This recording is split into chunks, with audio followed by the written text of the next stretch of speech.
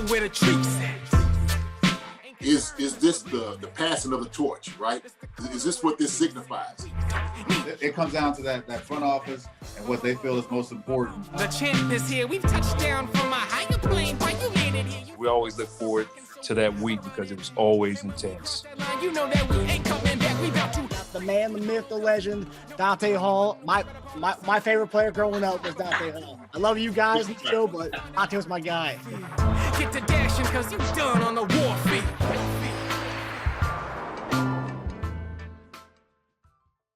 This episode of Chief Concerns is brought to you by BetOnline.AG. And we're back and better than ever. A new web interface for the rest of the NBA season and more props, odds, and lines than ever before. BetOnline remains your number one spot for all the basketball and football action this season.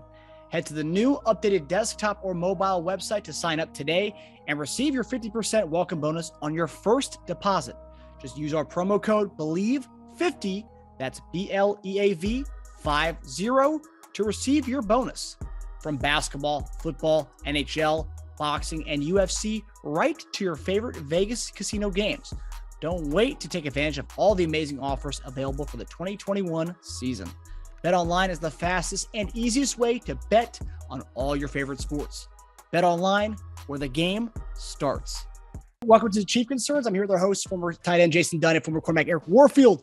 Tonight, we actually have a little bit of a different look, if you guys can't tell. We're graced to have Kansas City Public Network's founder, Gracey Terrill. Also, everyone knows her on Twitter as the notorious GAT. Gracey, how are you doing? I'm great. Thank you guys so much for having me. Hey, thanks for coming on. We needed something to spice up things. You know, we had a bad weekend against the Bengals. I didn't mean to erupt this bad thread that we had that turned into something with Native Americans and whatever. Oh my gosh, Twitter, come on. Went completely south, but you know, we got what we wanted. We got you on the show and we're excited to have you on.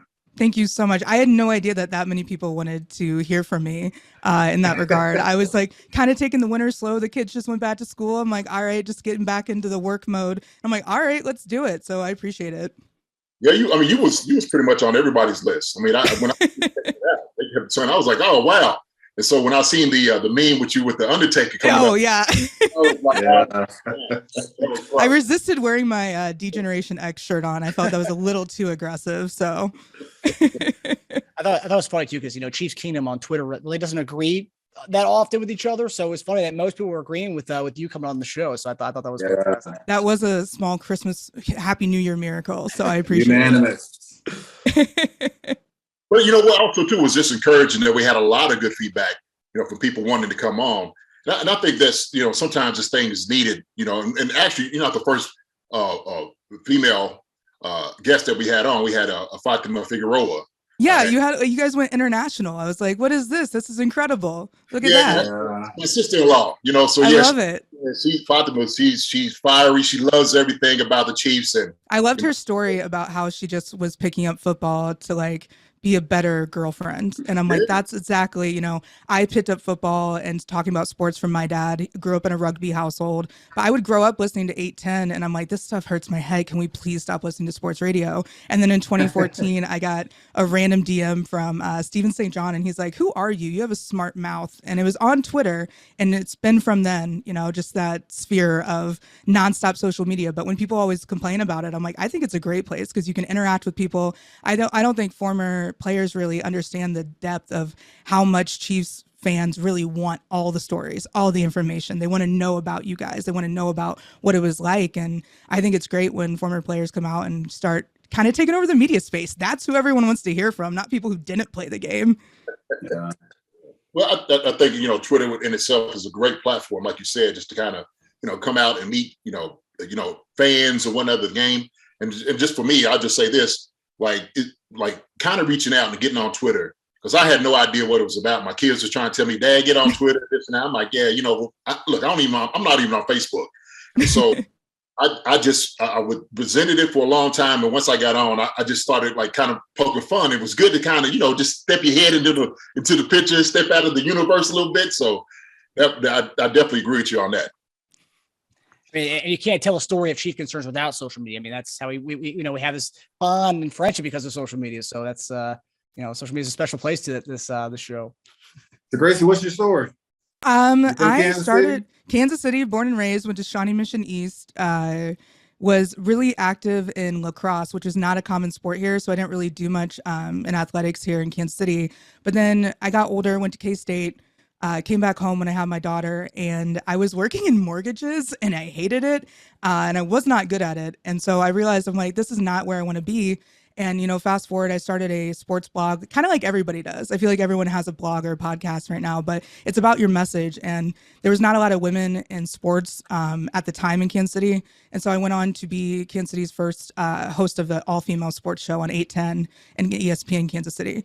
And that was a really cool moment because I'm like, it took this long in 2017 to get to where women have their own show. And I was met with nothing but encouragement. So I know there's horror stories about women being in sports media, but I kind of looked at it as an advantage. And that's why I feel like it kind of just took off from there. But I had the opportunity to work with NFL marketing for a while too. And I got to know the business side of the sport. And I'm like, wow, fans don't really realize how much goes into it. I mean, if a quarterback with a contract hands off the ball on a game-winning thing to a running back that has a contract coming up, then they have to figure out who they're going to pay first. And it's like little things like that where I didn't understand the business of it as much. And I encourage all fans to really kind of know what the players go through, even post career as well, just to really understand the game more. Yeah, that's wonderful. And a lot of that is like you were just saying before, a lot of people don't know what happens behind the scenes, just our lives and whatnot. Everybody sees us on Sunday playing. It's just like, hey, that's all we need to know. But there's just so much more to it. Just so much more to it. Absolutely. Yeah, those little incentives are crazy too. I'll tell you a crazy story. Back when I don't know if you were there or not, JD, but we had James Hastings on the squad at the time, and one of our players had an incentive to reach if he played a certain amount of plays. And I don't know if it was I can't remember if it was the last game of the season or what, but Allen came out and tried to take the helmet because the guy wasn't supposed to go in anymore. So James Hastings was like, nah, we're not having that. And so the GM comes out and was like, what's going on? We got this feud going on the sideline. And James had already knew what was trying to go on, was trying to happen. Was like they're trying to take his incentives from him. I don't know if it was if we were above or beyond the cap or what, but they needed that money. So they tried to come take his helmet, and Hastings was like, "No, this is not happening." So Carl Peterson came to the sideline. Yeah, it was crazy. Wow. Man, anytime you see that, all these things come up, and we've seen it this past week when they talked about AB and this whole deal. With the, just incentive-based contracts, how important it is. But, I look, a guy, everybody should push for a guy to get his money, especially if he's that close. But if you see something where it's purposeful, bringing a guy out and just not look, you got a few more plays, but hey, you're done. Absolutely not. And so everybody on the sideline, and that's just who Hasty is, right? Just playing for a couple of years. He's at rep. He's like, no, this guy's going to get it. No, that's a great story. But I hate hearing things like that. It's just one of those things, that bad part of the business about football, that you sit there and say, man, it's just a commodity. Are they being, stingy with their money? Not trying to play this guy if he needs 2 more catches or, like you said, 2 more plays or wherever he's at, and the percentage-wise, where he's, getting his money, man. It's mind-boggling just to hear it and just to see it, that these things go on. And it's just some of the things, like you said, people just don't quite see. They don't know that. And so, if you are relying on that to feed your family, put money, food on your table, and you're like, look, I'm that close to getting it. Yeah. Matter of fact, I would talk about that. I'll bring it out in the media. Like, listen, you know what? Hey, we won the game, but guess what? I was 2 plays to getting $500,000 and they let me do it. So you talk about that too after the week. Yeah, that's a big moment. Definitely. Yeah. I could totally see James doing that too. Just having him on our show, just kind of hearing how outspoken he is. I could totally see him. I'd actually love to watch that. Have him being a fly on the wall during that. So last week we started off the show talking about John Madden. Sadly, this week we lost another coach, former coach of you guys, actually, defensive coordinator Greg Robinson. Just quick takeaways and just stories that you want to tell about Coach G-Rob. Greg was a great guy. It just for whatever reason, his defenses were a bit complicated for certain individuals. Even at the Broncos, they did well in certain areas, but they suffered, I think, in the running game. So the passing game was pretty good when they were there.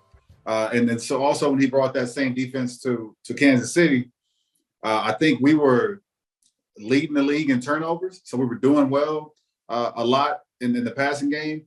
But I think we were giving up like 200 plus yards rushing, which was crazy. And so things weren't just, it didn't work out when he got to Kansas City. And, can't say anything bad about him. It's just that for the personnel that he had when we were in Kansas City, it just didn't work to complement what he brought to the table. But other than that, Greg was a great guy. Young, 70 years old, gone today. You take your hat off. But I think I brought this up last week. And, the older we get, the more death we do see. And that's the sad part of trying to enjoy life because you see so many people that are close to you that leave this earth. So you can't take things for granted. Love on each and every individual that you can as much as possible, especially the ones that are close to you. Okay, I'm just now hearing about it. Y'all saying this is the first I've heard of this. Seriously. Oh, you didn't know? Yeah. I had no idea. I'm sitting over looking it up. Y'all talking about it. I'm like, what? I'm serious. Yeah. I've been so busy today. I mean, that's just, everyday life, man. But I'm just hearing this about G-Rob. That's sad news. Absolutely sad news. And whatever you say about him as far as, his defenses and stuff like that. And I know what, Eric's talking about as far as, some of the difficulty is defense. And I think a lot of it had to just do with personnel, trying to fit, personnel with what you're trying to do with scheme. Didn't quite work in Kansas City like he wanted it to. But his personality was always just uplifting and bright, enjoyable. Always a great guy to talk to. Just seeing his face. I always just remember G-Rob. You see like younger guys, we're relatively young, I would think, having that silver hair. He kind of like one of those like Hollywood good hair look. That's who G-Rob was. So he was just really just kind of a good guy, a really good guy. So. I know some of his talks he used to get up in the meetings to talk about. He had, a few different things. And we kind of talked about some of the things he would say in meetings. And he, I don't know, man. I'm sitting over here. I'm just blown away. I'm blown away. 70 years old. That's young. That's young. And like you said, man, as of course, how these things go, we get older. These things are going to happen. And you kind of wonder about coaches. Like I said, John Madden, when he passed away, I wonder where he was doing, where he's been at. And these guys, man, it just, it's just so sad just to see these things and hear these things. But G-Rob, man, rest in peace, man, for him and his family. My condolences go out to him. And like I said, man, he was just a good guy. He was a really good guy. And so he's going to be missed. He's going to be missed. Sad to hear it. Really sad. Man. Yeah, some blows to the NFL community over the last week. Coach Dan Reeves, John Madden, and then now Coach Robinson. And obviously, I didn't know him like you guys did, but like seeing just as fans, you see head coaches give press conferences when they fire and get rid of coaches. It's usually very stone cold, right? And I remember that this as a little kid, I remember watching Coach Vermeil's press conference when they let Coach Robinson go, and I remember the waterworks. And I know it's very easy for Coach Vermeil to cry, let loose of his emotions, but you don't usually see head coaches cry when they get rid of their a guy on their staff, and that's usually generally a thing. So obviously, Coach Robinson was probably a really good dude, and based on that reaction that Coach Crumble gave. So well, I'll say this, man. The thing is, and it's kind of talking behind the scenes, is it's a guy you go to work with every single day. That you interact with, and you're having personal conversations with. And so that's the thing about it. Sometimes coaches are not really like put on a pedestal with as far as in our league. Everybody has families, and matter of fact. You spend time at the facility with those guys, the coaches and the players, sometimes more than you do your family. By the time you get home, it's time for the kids to eat and go to bed, and that's it. Next day, same thing. You get, your other family comes in and you talk to them, you interact with them. And so like seeing somebody, man, every single day like that, man, it's personable, and that's the thing about it, man. It's, and just like I said, some of the conversations and the depth of them is really the thing that gets you, that's shocking, because when you start going back through your memory of, the person's, I can hear his voice. I know he can hear me because he was a defensive coordinator. So he was in, more than I was as far as like meeting wise, but just his interaction every single day on the field, going to the meetings, talking to him, in the training table, all those different things. I mean, that's just, it's like, that's why I said it just kind of hit me because I didn't know. I was like, what? It's just, it's always sad to hear those things. And like he said, more importantly, it's so important, man, to just love everybody while we can. Every interaction, just appreciate it for what it is. Don't take it for granted, because they could be gone tomorrow, man. So, man. Now, somber moment here, but kind of transition into our Chiefs. So tonight, obviously, Eric kind of alluded to it, the kind of the depressing loss on Sunday. Our first concern of the night is kind of talking about that game. On Sunday, our guys fell to the Cincinnati Bengals in a heartbreaker, 34-31. After having time to sit back and evaluate and also look on Chiefs Kingdom's Twitter, who would you say is more to blame for this? Because there's a lot of blame to go around. Everyone's blaming Spags, the referees, second half play calling. But who would you kind of place the blame on? And Gracey, we'll let you begin this one. Yeah, I've been the one on Twitter to call out refs. I've been the one on Twitter to call out coaches. I've been the one on Twitter to call out individual players, but not really for the last 5 years or so. I really, truly believe that this was a joint effort on not only the refs, but also Spags, because if you cannot adjust, like we just lived through the Bob Sutton era where there was not a lot of adjustment. There was not a lot of playing without ego. And I feel like it was just a combination of Spags not wanting to let go of the blitz. I don't know if he's just absolutely married to that style of defense constantly. And we've kind of seen that happen over a few games, but I question a lot of the inability to adjust. And I would rather learn this lesson now than later on in the playoffs. But at the same time, it was painful to watch. Like when Patriots fans are also yelling about the refs and they said it was too bad to watch, I'm like, this is strange. And then Bengals even Joe Burrow himself was like, well, we got a lot of calls. And that should have been a huge indicator right there where the game was. So I'm not sure what it's like to play in Cincinnati. I feel like that crowd was very energetic and very amped up. And the better they get, the more like fired up they are. So I don't know how much of an influence that was. It seemed to be a little bit of an influence, but mostly it was Spags and the refs equally, I feel like, took the cake on this one. Yeah. You know what? To me, I think the flags were a bit excessive there at the end. Outside of that, I think we as a team kind of lost it in the second half. I don't know at what point. To me, it seemed like when Tariq missed that ball going into halftime, offensively, we just didn't get on track. And I'm not saying he's the reason, but it's just like after that one pass that he just dropped, potential 3-7 points going into the half, we just didn't care. We didn't want to put our foot, like as we used to say, put our foot on their neck to just keep going out, putting points up. I don't know if we got too confident that we could just go out and score because we were putting up points so easily early. And we thought that we could, keep the lead. But offensively, I was a bit disappointed to see that we only came out with 3 points in that second half. Defensively, yes, we did not make adjustments. I agree that Spags showed a bit of his cockiness to where he's going to continue with his defense, not thinking that it was going to come back to bite him in the ass the way it did, to have one player just go out and thrash us for as many yards as Chase did. So the 3rd and 27 is what hurt me the most. You don't go to an all-out blitz and put a guy, one-on-one that, hell, he's had a great game. Every pass gone his way has been a big completion. So why even take the chance? Worst come worst, you go cover 2, let him get the short play, make the tackle, they get a field goal. But I guess you want to go for an all-out blitz to knock him out of field goal range. Yet, if they throw it up for grabs, you're either going to get a pass interference, of which it seemed like the refs were throwing a lot of flags, or you're going to get a big play out of Chase, out of Jamar Chase, which is what ended up happening and costing us 7 points at the game and a lot of clock burn off, a lot of time burn off the clock. So it was just bad defensive play. It was bad offensive play. I don't really want to blame the refs, because if we get in situations to where we see things from a perspective on TV, and we want those things called, but if we're not calling all those things, then we're complaining that we're not getting the calls. So at some point, we got to be, I guess, somewhat okay with what the refs are doing. They're human. They're not going to make every call correct. Can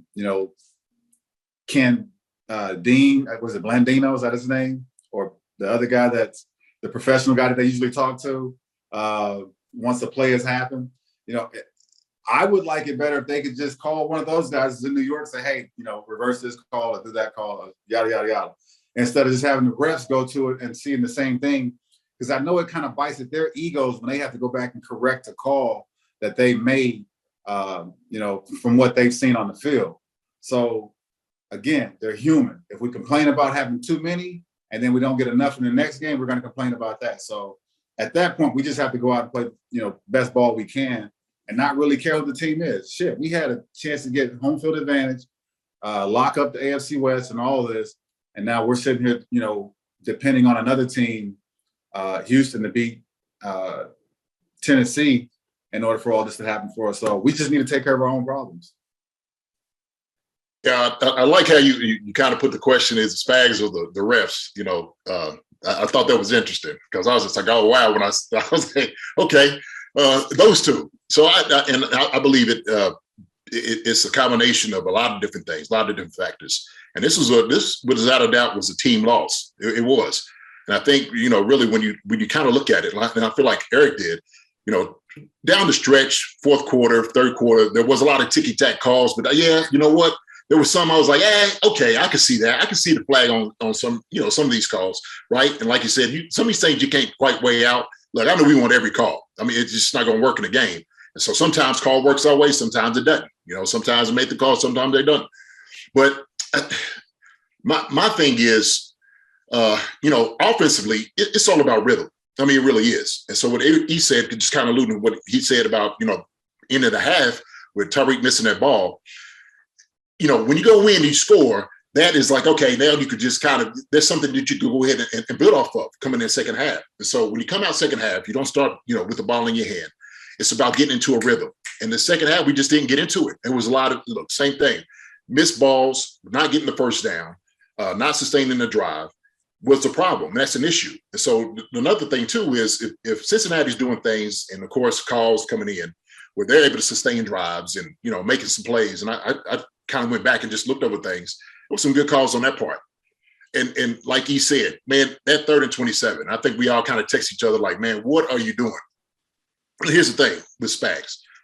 I think Spags had a pretty decent plan, because what you do is you want to create pressure on the quarterback. And Joe Burrow is a good quarterback, right?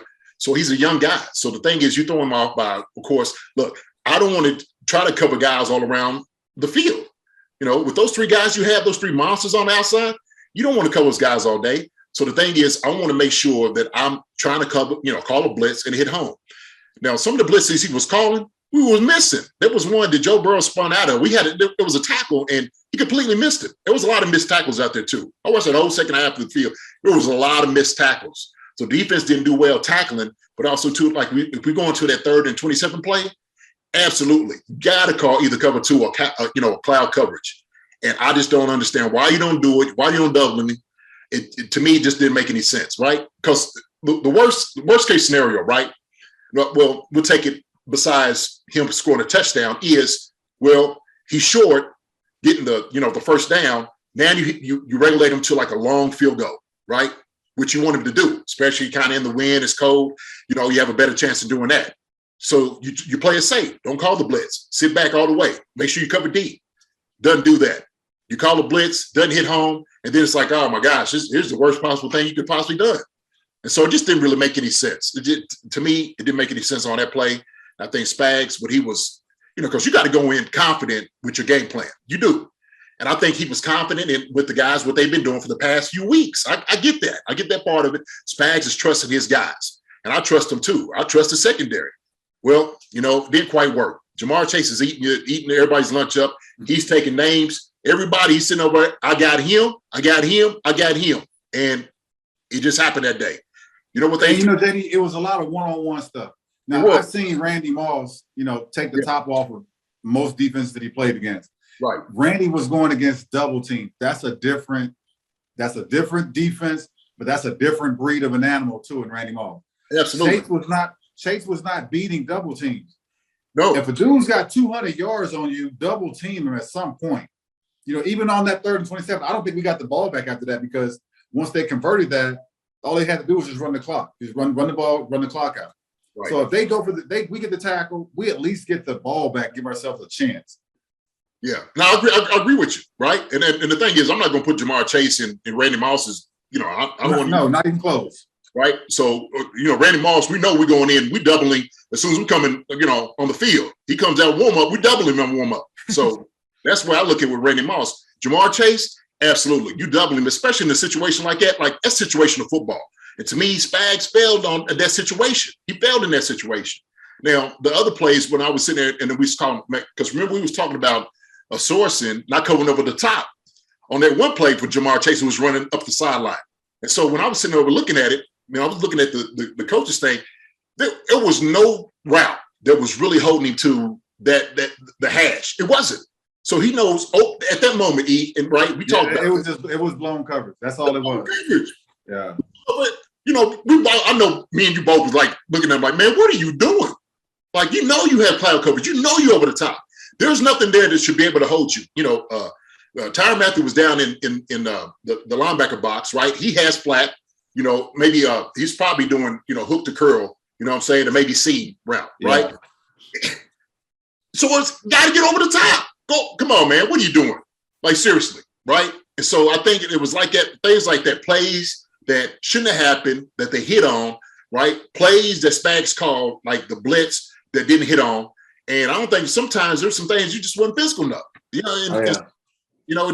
was a bad defensive play, I think, just kind of all around. But also, too, the thing goes to offense, second half, not establishing that rhythm to getting these things out. And that's on the coaches as well. Look, and I'm right with Andy. When you first see it, you're just upset because you see the plays and you see the flags coming out, and it's absolutely maddening to see these things called, right? Because, look, we know all game, there's calls that you probably could have called pass interference and you didn't, right? But why is it now something like this that is going to be probably the outcome of the game? You calling it, and there's no reason to. So I just had to say that, man. But I'll say this, though. Hats off to them holding them right there on the goal line, right? Because everybody was talking about different scenarios and whatnot, but I think the defense did a stellar job of just actually blowing their backs up. It's like, look, we are not going to let you score. And so I thought about it, too. Somebody was like, oh, man, let them get a touchdown. No, don't let them get a touchdown. Why? For what? Why would you want them to do that, right? If you've been holding them, if you continue to hold them, then fine. It was just that last one where they called it the pass interference. I was just like, that was it. That was the game. They did a good job, man. You had to reward those guys especially in that situation. And I thought they did a tremendous job, especially in that last series. Just keep. So, Gracey, how much of football do you know? Do you know a lot of the coverages? I do, mostly because when you jump into that arena and you don't know it, you get eaten alive. So I didn't get the Football for Dummies book, but I did in 2015. I got this book that was a breakdown of every single college play that was called that year. And it was incredible because college, I feel like, has upped the game a little bit because you see these younger coaches coming in from college, and Cliff Kingsbury is a perfect example. And you see a lot more diversity on offense, and you see all these like fast moves and these trick plays. And like, still my favorite of all time was the Hungry Pig Right with Dontari Poe. And it's just like the air Poe, but it's like those kind of things are great for fans, but it's like a lot of what you learn is the fundamentals and the basics. And it's like, if you don't know Wildcat, what does that mean? I'm like, I went to K-State. Are they calling like, is this a K-State thing? What is going on? And it's like, you really do have to adapt to it. Growing up with rugby was a lot different than football because there are no rules besides don't pass forward and try to stay alive. And that's kind of the style I've always been into. And fullback is my favorite position. I've loved fullbacks for as long as I can remember. And that's what I love, is the classic, like, gritty football. And so I think that what we saw is so much rules in football now. It's like almost they can't relax and have fun.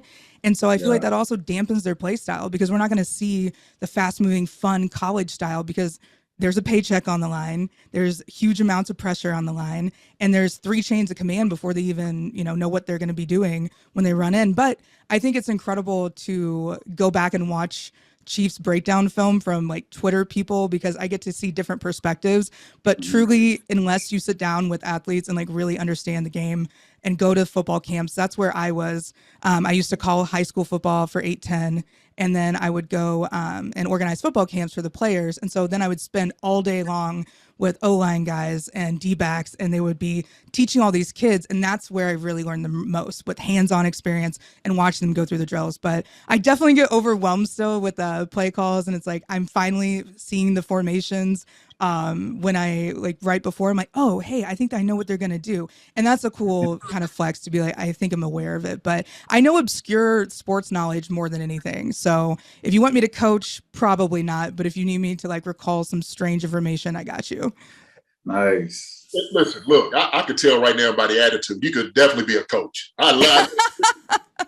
Real. I can see it. I can hear it in the tone in your voice. Hey, like, don't get me started. Little league sports are already intense enough for me. I'm already out there like getting a little too fluffed up, and I'm like, all right, you got to go out there and hit them. It's like, it's flag football. Chill. I'm all right, fine. Yeah. Hello.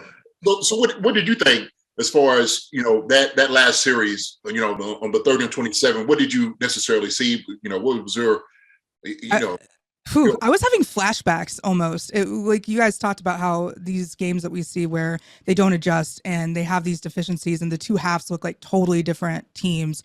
I was having flashbacks to last year, and I'm like, is there injuries? But like, you got to remember with the O-line, I guess, you look at the injuries right before the game, and with Orlando Brown and Niang, I've been that person since I was a little kid when people were talking crap on the quarterbacks. I'm out there like, well, have you looked at the O-line? Have you gone there? Because if we don't have somebody protecting our $500 million man and giving him the time, and not that he needs time, he's great all over the field, which I think is an anomaly, and it's so fun to watch.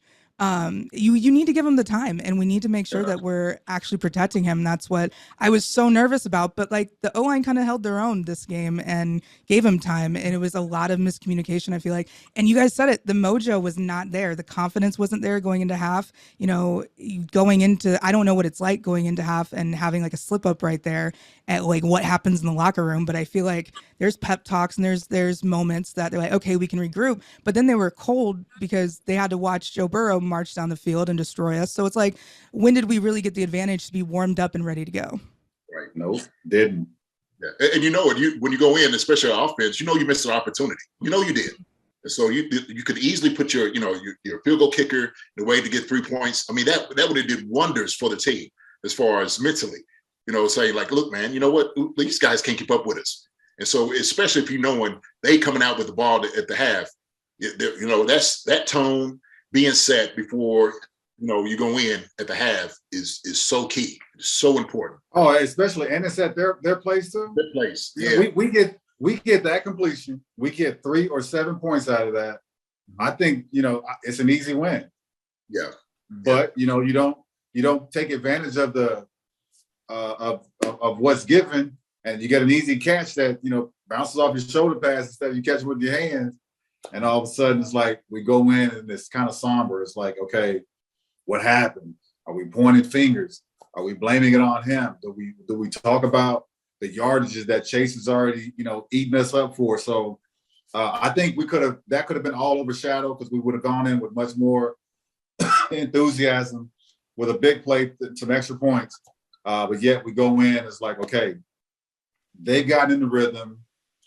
They put the last amount of points on the board. We're at their place. We got to find something to get us, to spark us, to get us back on it. And all of a sudden they come up the first drive and score, and we just never got back on track.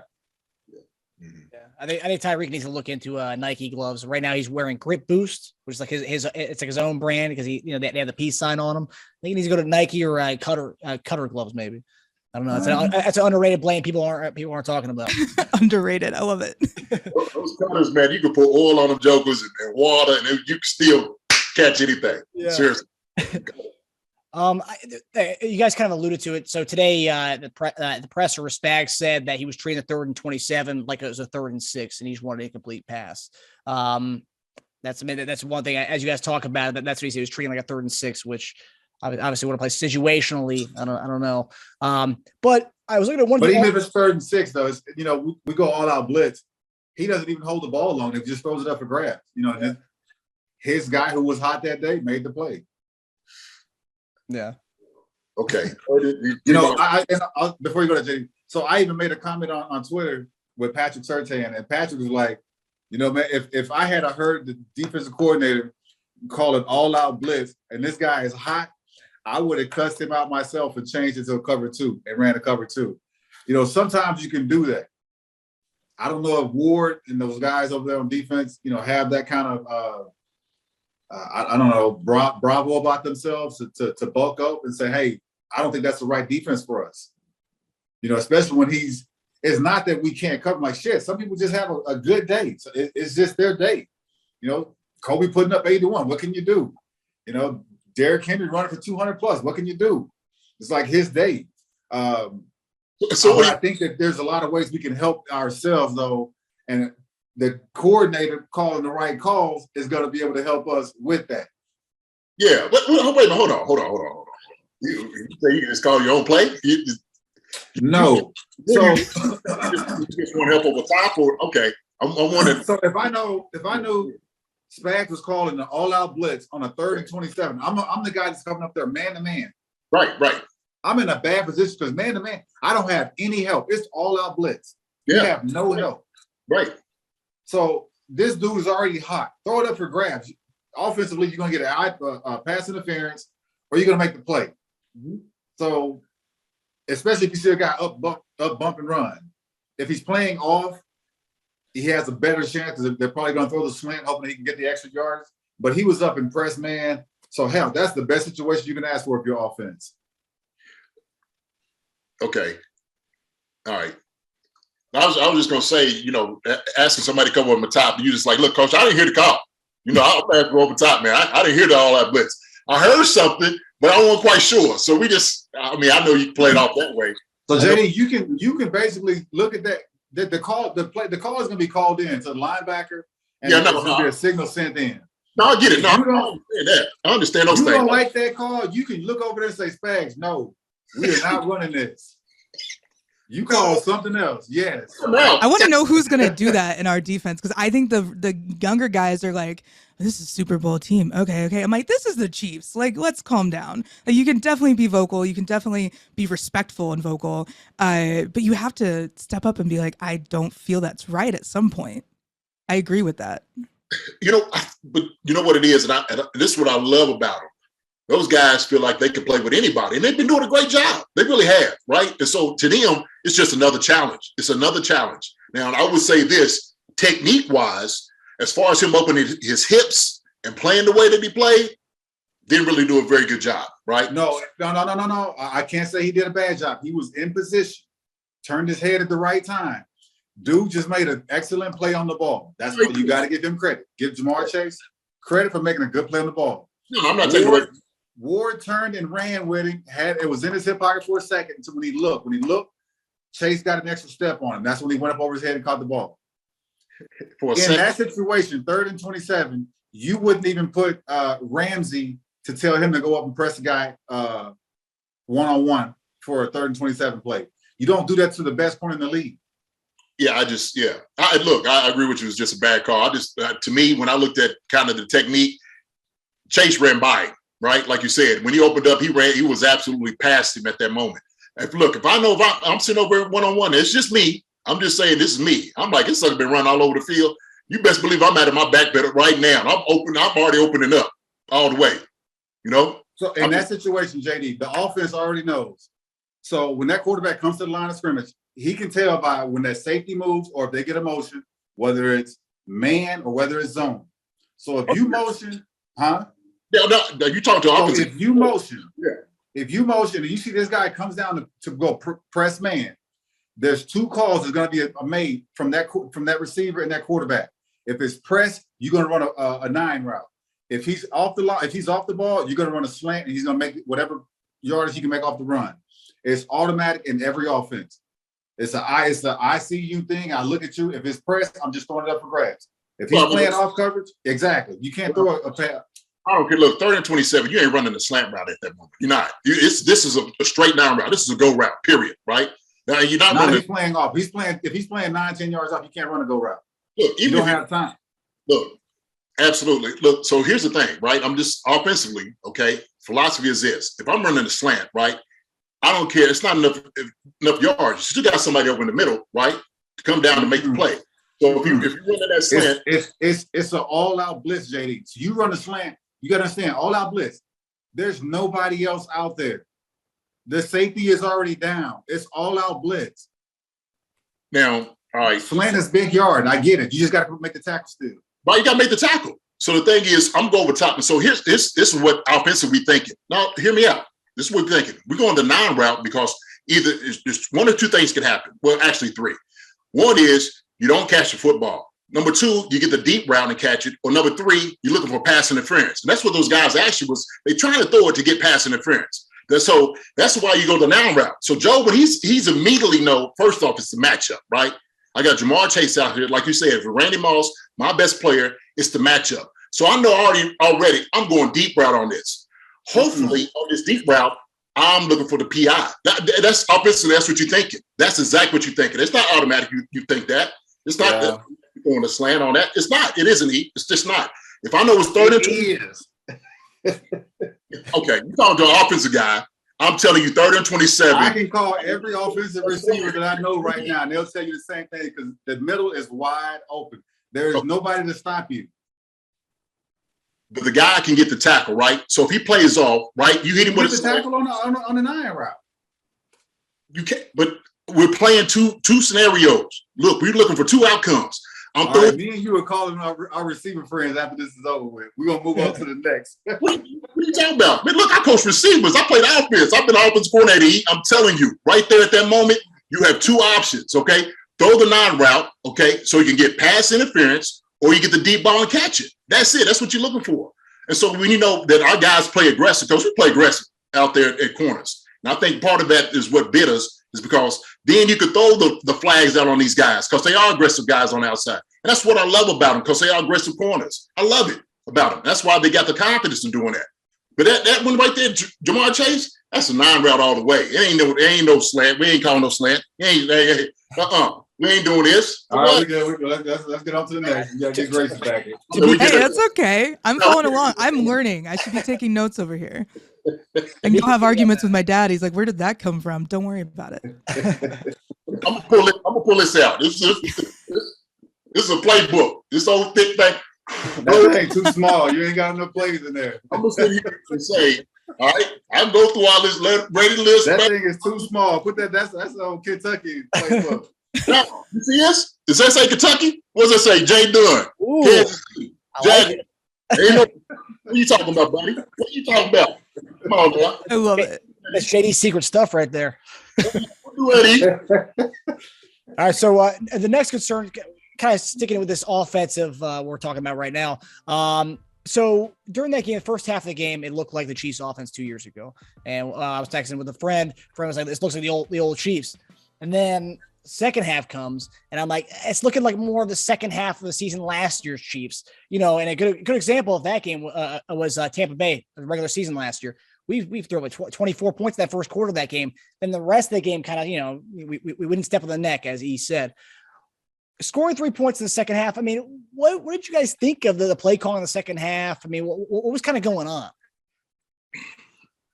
Look, I thought the play calling in itself was okay. I do. We just had to make the plays. We had to make the plays to get first downs. There was a couple drop passes, things we missed. It's about execution.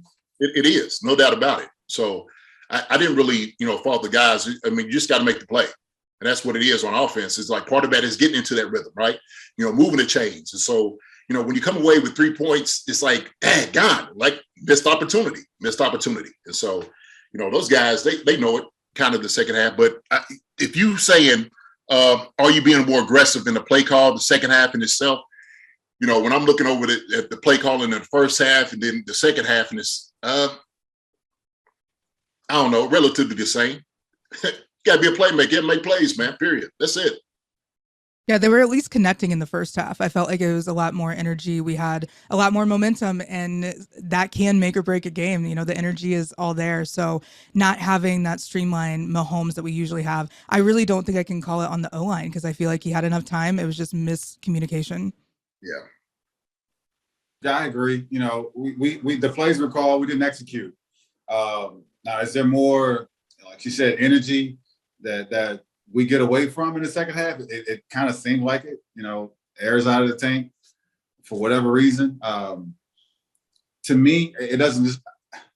We don't look as aggressive. You know, we don't look as hungry in the second half. You know, like we're trying to win. When we're out there like we're coasting, we're trying not to get hurt. You know, because of whatever reason. So, but that's just my take on it. And so I would like to see more aggression. You know, when I watched the Packers play the later game, they were up 30 points and still, trying to score every time they get the ball. You know, that's the kind of team that's the kind of offense that I know we have. That's the kind of team I know we have. But we don't ever do that. And yes, there are times, whether it's in the second half or the fourth quarter, to where we kind of just, take our foot off the gas and just, kind of go into, what is it? Airplane mode. Yeah, it's like running through the motions. It was very robotic almost. Yeah, and I mean, as a Chiefs fan, it's like we've had those stats where it's like 8-0 win streaks and like 9-0, and then it's like we know what happens after that. So knowing that we can go into Cincinnati, that's a road game. It's not like we were playing at home and we're flat. I feel like there's a lot of factors in that. Kelsey just coming back off of the COVID list too, stretching himself back out, kind of feeling around. I think that definitely makes an impact. And, if we weren't firing on all cylinders, it's going to be hard to get back in there the second half, especially when you don't open up with the ball. Yeah, it's tough. The rhythm is so important. It is. And look, offensively, when you're cold, you're playing in the cold, the stadium, the elements, all that go into it, that all those things are a factor. It really is. And so, when we did have a chance to kind of go down, I don't think the guys, I wouldn't say they necessarily took the foot off the pedal in a sense. I think, like he said, it's execution, right? If this play works, this guy catches this football, first down, we keep moving. It's just the rhythm of things, right? If you stall it out, man, then you sit down for a long time. Then the Bengals have it for a long time. Then, you keep Patrick in cold. Yeah, and Darrell Williams had a hell of a game. He kept the ball going. They kept everything moving. It was just those few things that kind of fell apart. Right. And even Gore looked good, in spelling Darrell. And it's one thing, because we kind of talked about it last week, where we haven't really played many high-powered offenses. I mean, we played Dallas; they were kind of hurt. The skill players were hurt. We played Packers; it was Jordan Love, not Rodgers. I mean, this was kind of like a big test as far as playing against an offensive firepower team, much like ours, and I guess trying to keep up the aggression with another offensive firepower team. I mean, that's something that we kind of need to stick with, especially a team like the Bengals, who were up to score against the Ravens last week. They were still scoring. They were up 30 last week against Baltimore. So sucker hit the 5 touchdowns before you should know the game. Like, oh, okay, he's for real. They ain't laying down for you this week. It ain't gonna happen. So, yeah, I mean, and like Gracey said, it's kind of a wake up call. It's at least it's happening now, not in the playoffs when it's when everything matters. Yeah, I was going to ask, do you think the season length has anything to do with kind of figuring out how to use their energy with a longer season and then playoffs, or? I don't think so. I never thought about that, but being 17 games or extended season, I would hope not, because still, we didn't have it all locked up before then. So now, like I said, we're kind of hoping that another team wins to help us out. And we still got to go out and win it this weekend too. So could that have played a factor into the second half? Again, I kind of say we were on cruise control instead of just, continuing to try to put up points. But having it being 16 week instead of 17 week or whatever, having an extra game add to the season, did it play a factor into saying, hey, we don't want to wear our guys out? This is the first year we've gotten into this 17-week season. So We still have the playoffs to look forward to, and we're hoping if we get this win, even better because we get a bye week. So we do give that time to rest. So, can we use this second half because we're scoring so good in the first half to where we don't have to bring out the key plays to get us in the end zone or the key plays to get us a field goal. So we could just run these basic, like I call it, cruise control plays just to get the ball moving. Yeah, see, I don't think it was cruise control plays at all the second half. But also, too, I don't think that extra game, to be honest with you, is really ain't a big deal. No, it's good. Look, these guys, we know we get in shape all season long for these things and for the long haul. We know the Chiefs are going to be playing in the playoffs. You know that. And so, that extra game, guys ain't really thinking about it at all. Matter of fact, like you said, it gives them even more incentive for them to win this game. Like he said, to get that extra, hey, look, we coming at home. We got the bye week. We good. We got to win this one, though. We have to win this one. And so I know the coaches were thinking that. So I don't know. That kind of loose, kind of what Spags is saying. He thought it was 3rd and 6, and I'm playing it like it's 3rd and 6. Yeah. Okay. Well, I don't know. That's an interesting statement to make. It's interesting. You know what I hate? So one of the rules that I kind of hate. So say for instance, I hate this Invisalign shit. It just got me. Your smile looks great, though. Yeah, you look like a bit of it, right? I'm slurring every fucking thing. Excuse my language. So like the 3rd and 26, and you get the pass interference rule. That's only a 5-yard pass. That it only gives you 5 yards. I hate that it's an automatic first down when yet it's a 5-yard rule. So if that's the case, they need. I know some of these rules is just old school and kind of just overlapping into the years after years.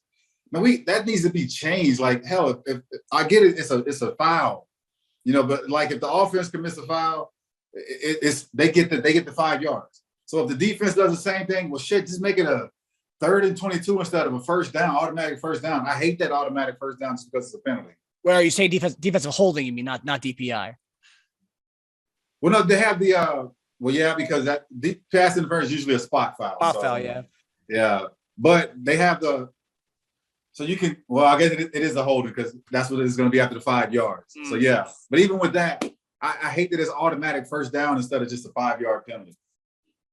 Offensive game, buddy. That's what that sells. I know. Yeah, but still that's horrible. Yeah, it's a 5-yard call, but you make it an automatic first down. Yeah. Gives a little bit too much power to the refs there. 3rd and 30. Yeah. Yeah, that end of the game reminded me of, we talk about flashbacks of the Chargers game on Saturday night a few years ago, where they kept getting a first down at the 1-yard line, and they just kept getting the first down, and then Mike Williams ended up was wide open in the back corner of the end. So that's what the flashbacks, that I was getting goosebumps thinking about that game. Yeah. Okay, so our next concern, this is more of a long-term issue, but not a bad issue to have. So obviously we kind of talked about Orlando Brown had the calf injury right before the game, and then Lucas Niang went to left tackle and he got injured. So we had to move Joe Thuney over, and Thuney, he kind of played all over he was kind of like a Swiss Army knife in New England, played all over the line. And that was kind of one of the benefits in signing him this past offseason, but he's been a badass left guard for us. But he ended up playing left tackle, as he did once before with the Patriots. And he looked pretty good. I mean, our offense didn't really miss a beat. So I guess the question is, we traded for Orlando Brown this offseason. That was one of the big deals for us. And he's a free agent this year. So now when we see a guy like Thuney who came in and filled in for Orlando Brown, is it fair to say that Thuney should be kind of looked at as our left tackle for next year instead of automatically paying Orlando Brown the big bucks next year in this coming offseason? I don't think he's worth the big bucks right now. To me, that was a big complaint that we had earlier with some of our subjects, is that the offensive line wasn't giving Patrick enough time. The offensive line didn't have the chemistry. Well, right now the offensive line is playing really, really good ball. Each and every individual on the line, and to take Brown out of the lineup, the guys still are doing well. And so that just goes to show the chemistry that they built throughout the weeks. And hell, they're so aggressive on the run plays. And it seems like I know I said a few weeks ago, they want to run the ball, but we're not a running team. We're a pass happy team. So putting those guys in position to block and to block downhill is what they want to do. And so I think that outside of our center, our guys are interchangeable all over the place. And they've shown it, and they're doing it well. So take your hats off to them and the offensive line coach for doing an excellent job. Gracey? Yeah, I absolutely agree. It's fascinating to me, the O-line, how much you can switch out there.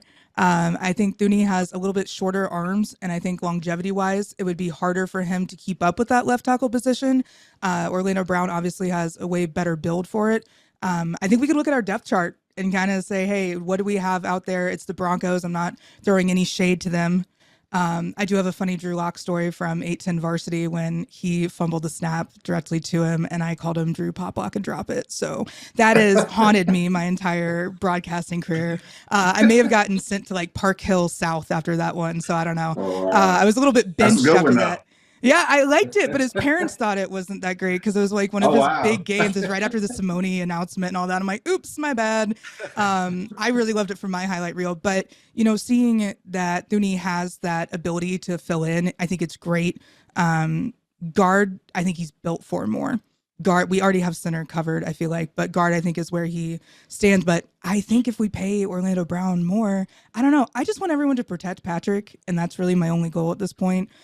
So seeing the differences and the difficulties we've had on O-line, seeing this being the most consistent O-line that we've had in a minute, especially with the injuries, and not worrying about that this last game, that was kind of impressive to me. I think that kind of shows how far we've come.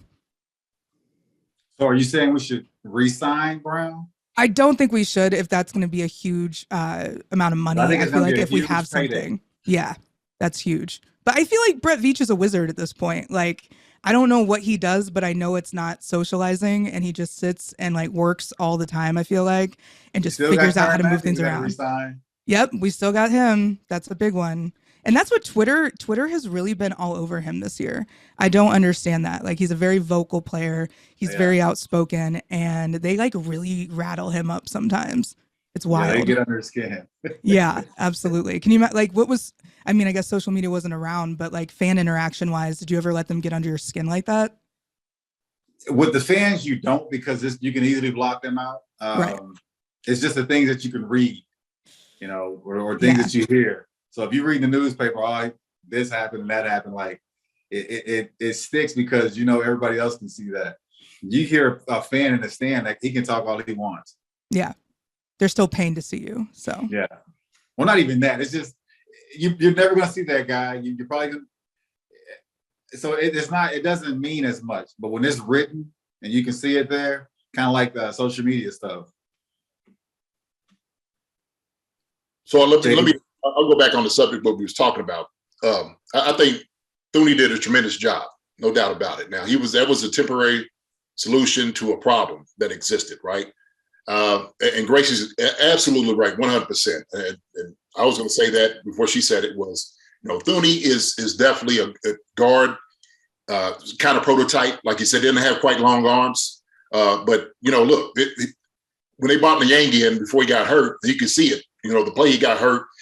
It was really strange because he plays on the right, coming over to the left, and how difficult it is. And so, of course, that was just a good job with the offense. The coaches sitting there saying, "Hey, you know what? Let's move Thuney out because that's what he's been doing his whole career. And that's the reason why you're paying the big bucks. This is the reason we went to free agency and got this guy because of his ability, to make those moves. And so he did a tremendous job moving out there to left tackle. But I think it's just a temporary move in itself. I'll leave like as far as like the whole Orlando Brown being signed and stuff like that for later on. Because we talked about it and discussed some things. So I don't think it's fair to talk about it at length right now. But as far as what Thuney did against them, just a Pro Bowl guy, high free agent pick. That's what you pay a guy like that for. And so there's other guys out there that we have on the line that could probably come out there and probably help out. But hopefully, these guys get healthy at the right time to come back and, to help out. But Thuney just going out, man, hats off to him. But that, like I said, that's what we pay this guy for. That's why I was like, look, we pay this guy a lot of money. At first, you're like, hey, okay, for a guard? But no, You're getting more than that. You're getting a guy who, like you said, you could put him in any slot and just doing a tremendous job. Mm-hmm. And to be honest with you, not taking anything away from Creed, but also too, when you have a Pro Bowl guard beside you, that helps out. That, without a doubt, that helps out. Like, Creed in his first year sitting there is like, oh, Thuney's helping him out. He knows that. He knows to get a lot of help, because I'm just watching O-line play, how they do, double teams, the talking and the passing off, as far as stunts and whatnot, Joe knows it. And so when you have a guy like that, man, it makes everybody else better. So hats off to Joe Thuney, man, for his play. Yeah. Great job. I know we'll probably pick up, like you said, JD, we'll pick up on that conversation in the off season. I know that'll probably be a big hot topic for us. But all right, so we're going to move into week 18, the first week 18 NFL history. So game picks, everyone's favorite part of the show. So this Saturday, obviously everyone knows our Chiefs game got flexed to Saturday, 4:30 Eastern Standard Time on ESPN and ABC, I believe. Chiefs, the lines kind of fluctuating from 9 to 10.5 points. Right now, before it came on, it was 10.5. So the Chiefs are currently a 10.5 point favorite at Denver this week. What are your score predictions, and who do you have? Gracey, you're the guest of honor, so you get to go first. My go-to is Chiefs by 100, and I realize that that's not realistic. My go-to is always it can happen. It can happen. It's the Broncos. I love nothing more than Elway being uncomfortable. It's the greatest thing. It's so much fun to watch. When they panned to the camera at him at Arrowhead, he just looked like he was so angry to be there. And so I hope we get more of those moments. I really believe it's going to be a fun game to hopefully see a little bit of our depth chart and see what we have, because we're going to be so far ahead. I think something along 38-17. I feel like we can have somewhat of a fun game, let them out there a little bit, but let's not get too crazy. JD? JD? Okay. I guess I didn't pick the winner. I mean that the Chiefs are going to win, so I'll wrap that up real quick. Sorry. That's always assumed. It's always assumed on the show. Good. So my take 31-24. That's only because I think that I think we're going to be up enough in the fourth quarter to where we're going to give a lot of the backup guys some rep, and they probably will get a couple of scores there at the end. So I think, like Gracey said, we're going to have a marginal lead, pretty good sized lead before we start taking some guys out. Yeah, I'm going to go with 35-21. And I believe what we're trying to do is let everybody know, like, look, we missed a moment last week, and we're not going to let that happen again. And so we're going to let you know we're going to be firing on all cylinders. We're going to come out humming. I know the defense wants to get after them, of course, from giving up from this past week, what they weren't able to do. So I do like Gracey when you said the 17, but I'm going to say 21, just because it's up there in Denver. They don't play fair. They get a lot of calls up there. If you think the flags are bad in Cincinnati, wait till we play up in Denver. Y'all know that. Shoot, just the history of it. There's going to be a whole lot of, flags flying around.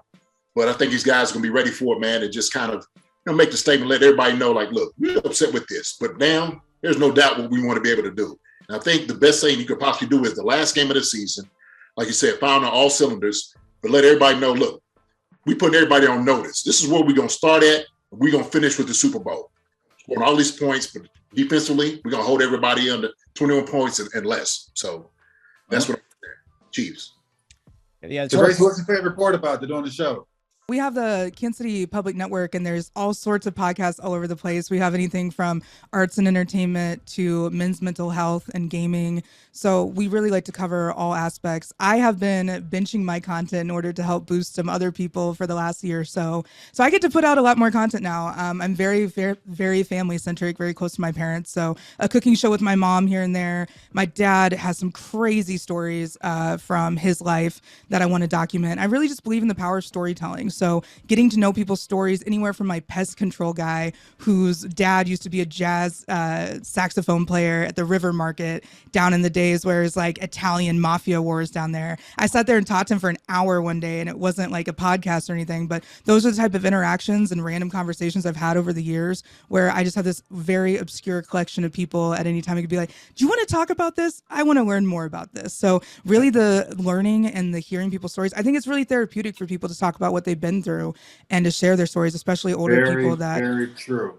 And it's so important to hear those stories now, because I think we've all kind of lost connection and the sense of community with this pandemic and being distanced from each other. And I was working with a lot of people at the time the pandemic hit, right around March 2020, that were, really scared of what was going to happen in the media landscape. And I'm like, we're on the same playing field. Like, Good Morning America has to use Skype. Like, why aren't we breaking out and doing something big? And I think that's the biggest thing, is that if you're going through rough stuff, find a way to come out on top of it and really like conquer that. And the best way to do it is talking about it. It might be therapeutic. And if you don't want to talk to a therapist, get a mic and a soundboard and, just go from there. And I think a lot of people don't know the value of conversation anymore. It's arguing, it's having to be right. It's having to take a hot take. I worked with so many people that had hot takes for the sake of having them. And I'm like, what is wrong with you? Do you realize that there's a person on the end of that? When they say stupid things that would never come out of somebody's mouth that was a rational human, they just wanted to get a reaction out of people. I worked with that in the radio space, and knowing that there's not always a need to have a take is a huge thing too. And so that's what I love about working with creatives that have already been doing this. All of our people do everything remotely on their own. They bring a sense of community in when we all kind of like help each other out, share stuff, and interview each other on the network. But finding your kind of community and finding your group of people that really amplify your strengths instead of limit you, that's a big key. And I have incredible business partners. I work with mostly men, and I can say that I feel more protected and more like I have a backbone than when I was forced to be this blazing trail female of the only one doing this. I have more camaraderie now because people respect what I've been through in the industry and what I'm trying to do. And what I'm trying to do is give back to the community and give more amplification to the voices in Kansas City. That's dope. I love it. Thank you so much. Yeah, that's wonderful. You're doing that's God's work right there. Hey, I'm trying. And I tell the guys, because I don't have the best memory, and it's hard for me to remember where I put my keys at some days. But, since Marcus got us all involved in the show, man, it helps me so much because shit, my days aren't the best. I have down times, and I always look forward to the show. It helps me to, remember some of my glory days of playing out in Arrowhead. So I enjoy it. I love each and every one of these guys. And again, thank you for coming on. And shit, if we get you on again, let's do it. I'm here anytime. So thank you guys for having me. And I can't wait to hear more of, there's like a huge list of women that are like, excuse me, I would like to talk about football. Are you kidding? My DM is flooded right now with women. I love it. And then Johnny's gets in on it and they're like, you need to get these people and these people. I'm like, look, this is incredible to have that kind of feedback, but that's what Chiefs fans absolutely treasure when they have those interactions and the ability to voice their opinions, because everybody wants to be heard. Yes. No, listen, look, thank you for what you do, seriously. And I'm about to look into the network even more because, like what you were just talking about, like he was saying, people want to relate. And sometimes, like you said, we lost that bit of community. And like you said, with now the social media and whatnot, we just don't communicate like we used to anymore. And that's really kind of a lost art, to sit back and just understand the depths and the layers of each individual. Right? Because sometimes it isn't a sound bite. And look, if you're looking at me just for the sound bite in itself, I don't know anything about you, and I'm just judging you on just that one sound bite, then I've done you injustice by doing that. So, no, hats off to you, Gracey. Appreciate it so much. Coming on the show. Definitely love to have you on. And like you said, we need to get just some more, just fans and stuff out here communicating and talk about these things, because we have a lot of stories we want to talk about too. We love the fans and the interaction on this. We love it. You did a great job tonight. Wonderful.